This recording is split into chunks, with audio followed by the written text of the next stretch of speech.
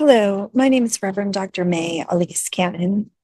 Today is Monday, and as Mondays often are, today's news is quite robust. Today is Monday, it's June 9th, 2025. Today is day 612 since October 7th of 2023. So Mondays are never dull, and oh, how I wish they were. Updates from the Middle East in the last 24 hours. In Gaza, Palestinian health officials and witnesses said that Israeli fire killed at least 12 people and wounded others as they headed to two different Gaza Humanitarian Foundation aid distribution points in Rafah yesterday. Separately, Gaza's civil defense agency said that Israeli fire killed 6 Palestinians close to aid distribution centers on Saturday. So I don't know if this was Friday, Saturday, what the exact days were, but one of the days, at least 12 people were killed and many others wounded as they went to the Gaza Humanitarian Foundation sites. I mean, this is day after day after day of death while people are seeking food. In both instances, the Israeli military said its troops fired warning shots on suspects who were approaching, the locations. The Gaza Health Ministry warned on Sunday that major hospitals in the Strip are facing imminent shutdown due to severe fuel shortages and are unable to power their generators. And the Gaza Humanitarian Foundation said last night, Sunday night, that Hamas made explicit threats against its aid workers in the Gaza Strip. The Gaza Health Ministry, I saw this update today, said that 46 people were killed in the last 24 hours and 388 people were wounded over the last day, bringing the death toll to 54,927 people killed. Again, with at least 10,000 people believed to be under the rubble and 126,615 wounded since October 7th of 2023. Reuters reported that the rate of young children that are suffering from acute malnutrition has tripled since the ceasefire earlier this year, when aid flowed more freely, according to data by humanitarian groups. This was released Thursday of last week. There's been increased scrutiny because of the recent deadly shootings at aid sites by this new US-backed system. So the rate of young children suffering from acute malnutrition has tripled. After the 2-month ceasefire broke down in March, Israel blockaded aid supplies for 11 weeks, which prompted a famine warning from a global hunger monitor. Around 5.8% out of nearly 50,000 children under 5 who were screened in the second half of May were diagnosed with acute malnutrition. Now, that was up almost 1 full percentage point. That same statistic had been evaluated in early May, and it was 4.7. So it went from 4.7% of children under 5 experiencing acute malnutrition to 5.8%. And that was 3 times the rate that it was in February. This group is a group that's connected to the United Nations and other aid agencies, known as the Nutrition Cluster. The analysis also reported an increase in severe acute malnutrition among children, a life-threatening condition that compromises the immune system.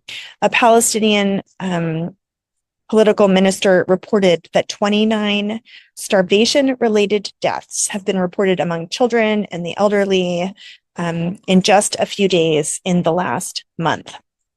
So those are some of the updates from Gaza. The State Department is considering, even amid the attacks on those seeking to get food, allocating $500 million, $500 million, $500 million for the funding of U.S. and Israel-backed Gaza Humanitarian Foundation. If the plan is implemented, the U.S. would become the biggest donor of that foundation, which has been unsuccessfully able to distribute food in Gaza. Axios announced earlier this morning that Trump and Netanyahu were going to speak, and an update on that from Israeli news sources said that the primary point of the call was about Iran, that Trump said he's trying to avoid death and destruction. The call came as Trump's been trying to accelerate aid to Gaza and trying to persuade Iran to give up their nuclear program. Trump said Tehran is a tough negotiator as talks continued for a nuclear deal. We're doing a lot of work on Iran right now. It's tough. They're great negotiators. They're just asking for things you can't do. They don't want to give up what they have to give up, he said. They seek enrichment. We can't have enrichment. We want just the opposite. And so far, they are not there.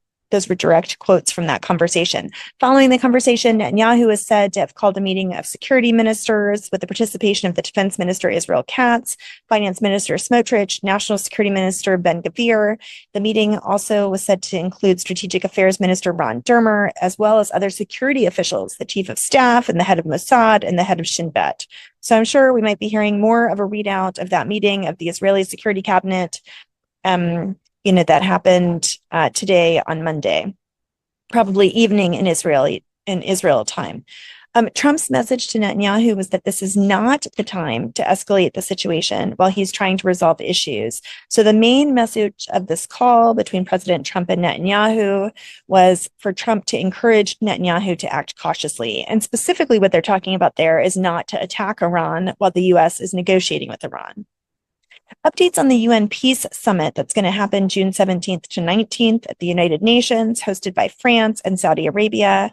I've been saying, and we've been hearing that there might be a chance of the declaration of, the acknowledgement of a Palestinian state by France and other Western states.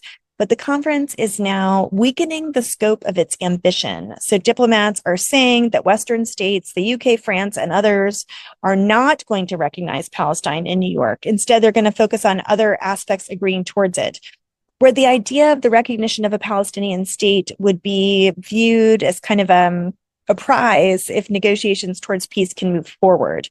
So the aims of the conference are retreating from an earlier vision that talked about recognition.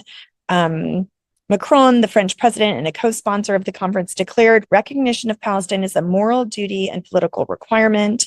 French officials have been briefing Israeli counterparts, reassuring them that the conference will not be the moment for recognition, but recognition is now seen as the prize that will emerge from other measures, such as a permanent ceasefire in Gaza, the release of Israeli hostages, reform of the Palestinian Authority, economic reconstruction, and a definitive end to the rule by Hamas in Gaza.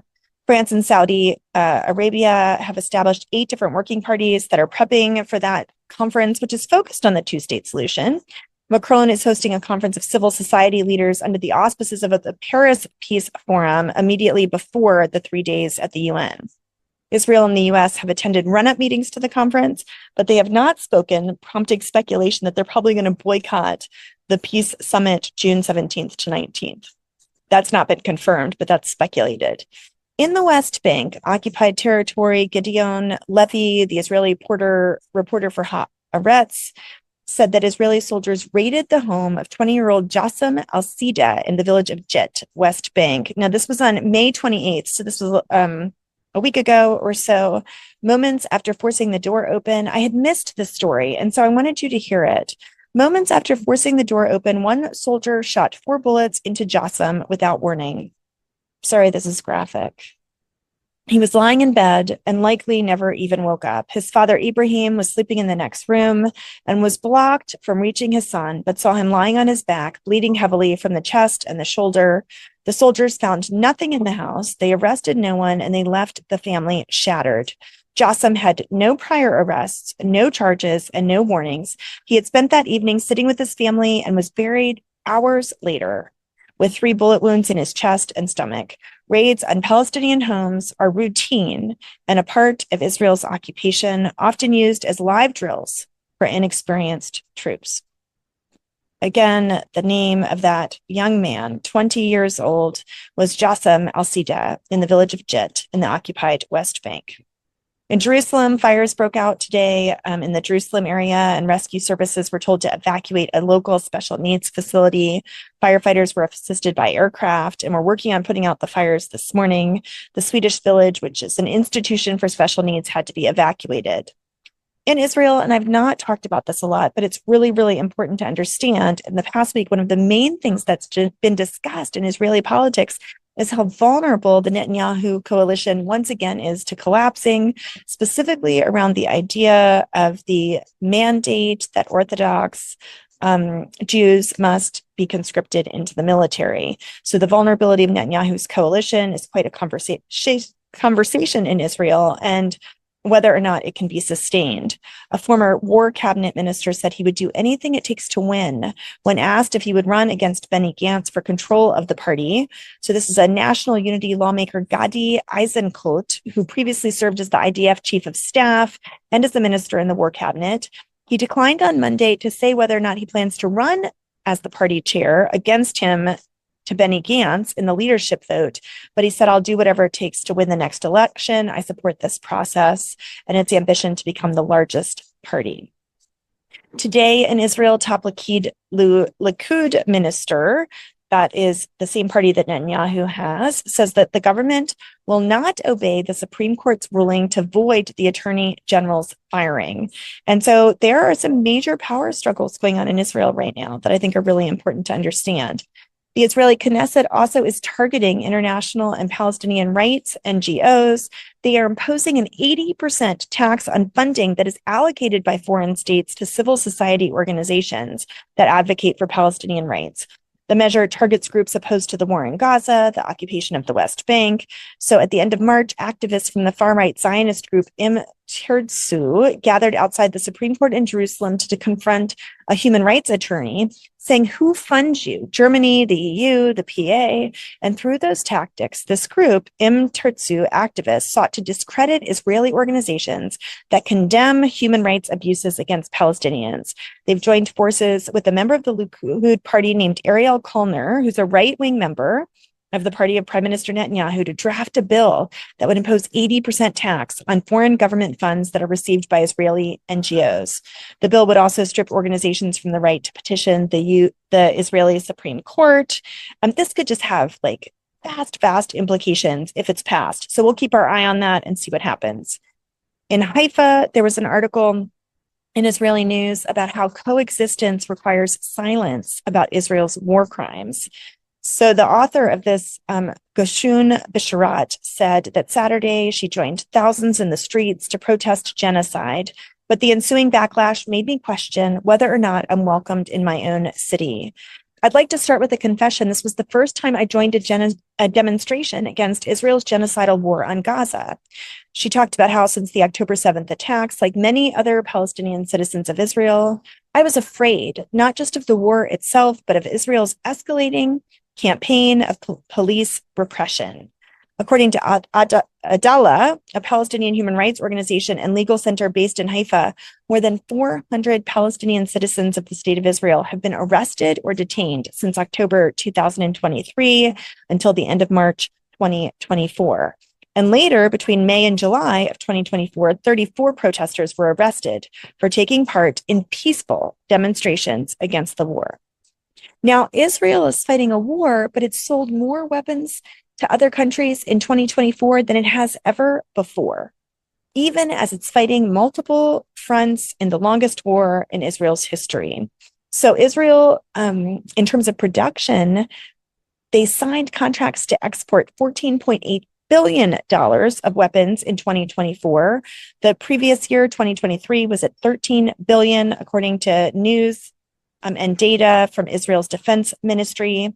These figures reflect remarkable speed at which Israel has ramped up its wartime production and sought new markets in Europe. Now, this is providing weapons for the fight in the Ukraine-Russia war.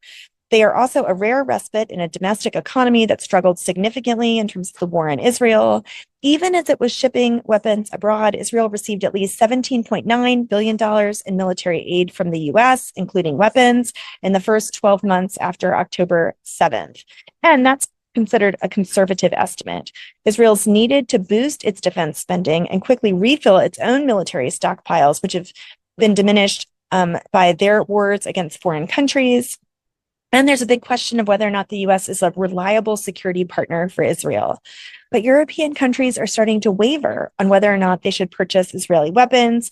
Last week, Spain canceled a $325 million deal for anti-tank missiles.